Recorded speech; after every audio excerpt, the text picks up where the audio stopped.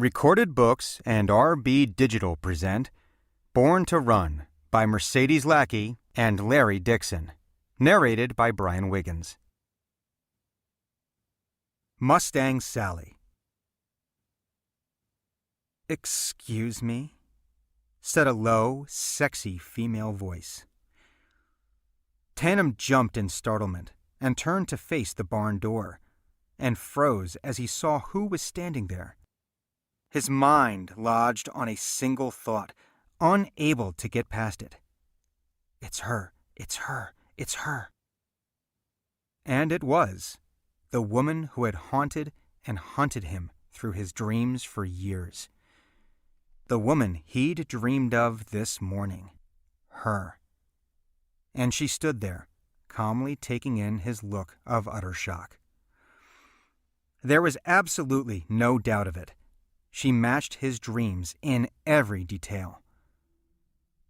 Gently curved raven wing hair framed a face that he knew as well as he knew his own. Amused, emerald green eyes gazed at him from beneath strong brows that arched as delicately as a bit of Japanese brushwork.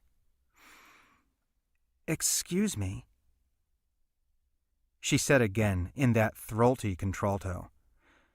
"But I understood that I could find someone here who works on Mustangs."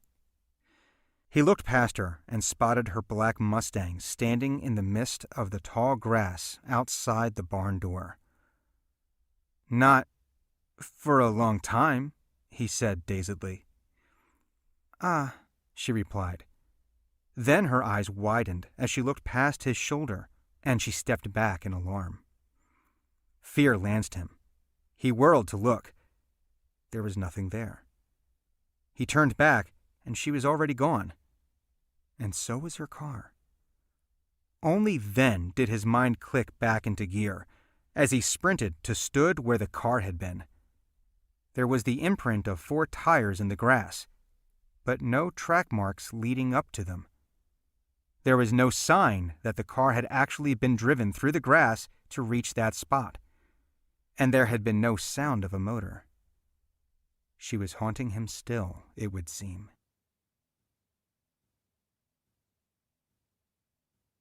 Chapter 1. A dark red Mustang perched beside the ribbon of highway, alone but for the young man resting against its door. It was an unusual sight for such a place, here where the shallow water of the wetlands reflected the moonlight, and endless silvered marsh grasses whispered in the breeze. The cicadas didn't care if the man was there, nor did the nightbirds, nor the foxes and raccoons.